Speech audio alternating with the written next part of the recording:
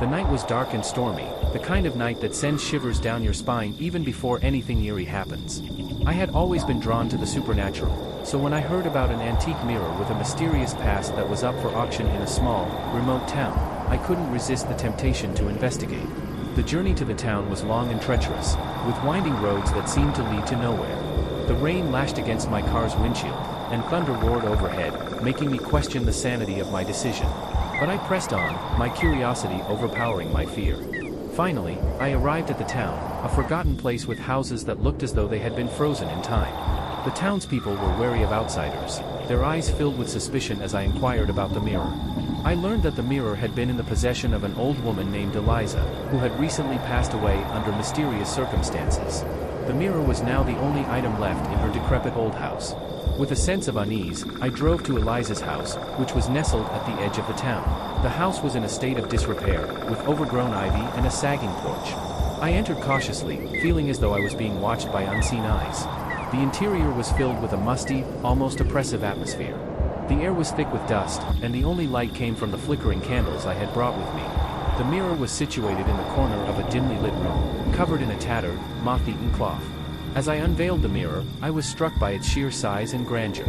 It was an ornate, antique piece, framed with intricate carvings of strange symbols and figures. The glass itself was unusually clear and reflective, considering its age. I couldn't help but be captivated by its beauty, but there was an unsettling feeling that washed over me as I gazed into it. The townspeople had warned me that the mirror had a dark history. It was said to have been crafted by a reclusive artist who had dabbled in the occult, and that anyone who had owned it had met a tragic end. Eliza's death had only added to the mirror's sinister reputation. Ignoring the warnings, I decided to spend the night in the house, hoping to uncover the truth about the mirror's mysterious past. I set up a makeshift bed in the room with the mirror, determined to stay awake and vigilant. As the night wore on, the storm outside grew more intense. The wind howled, and rain battered the windows. I couldn't shake the feeling that I was not alone in the house. Every creak and groan seemed to echo with an eerie presence, and I found myself constantly checking the mirror, half expecting to see something lurking in its depths. Hours passed, and fatigue began to take its toll. My eyes grew heavy, and I struggled to keep them open. Just as I was about to succumb to sleep, I heard a faint whisper coming from the mirror. It was a voice, soft and haunting, beckoning me closer. Unable to resist, I approached the mirror, my heart pounding in my chest. I stared into its depths, and as I did, the world around me seemed to fade away. I was drawn into the mirror, falling deeper and deeper into its reflection. I found myself in a place that was both familiar and foreign. It was a dark, shadowy realm, shrouded in mist and filled with eerie, distorted versions of familiar objects. I realized with a sinking feeling that I had entered the mirror's world, a realm of twisted illusions and nightmares. Panic set in as I desperately tried to find a way out, but the mirror had vanished, leaving me trapped in this nightmarish dimension. The air was thick with a suffocating dread, and I could hear whispers all around me, like the tortured souls of those who had been trapped here before. I stumbled through the eerie landscape, each step feeling like an eternity. The shadows seemed to close in on me, and I could feel a malevolent presence watching me from the darkness. I was not alone here, and whatever was with me wanted something from me. I came across a ghastly apparition, a twisted reflection of myself.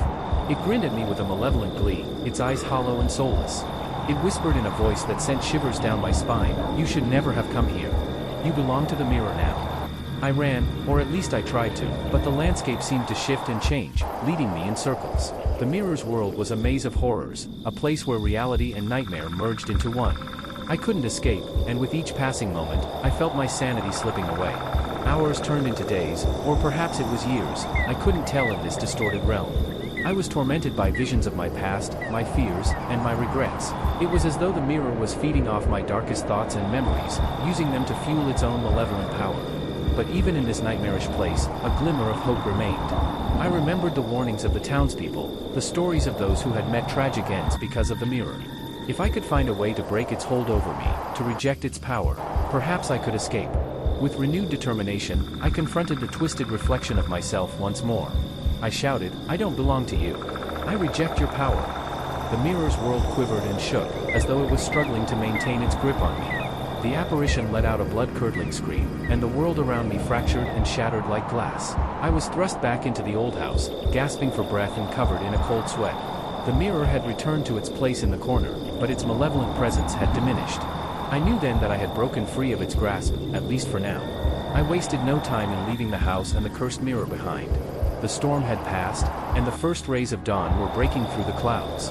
As I drove away from that forsaken town, I couldn't help but wonder about the mirror's true nature and the darkness that dwelled within it. Some mysteries are better left unsolved, and some mirrors should never be gazed into.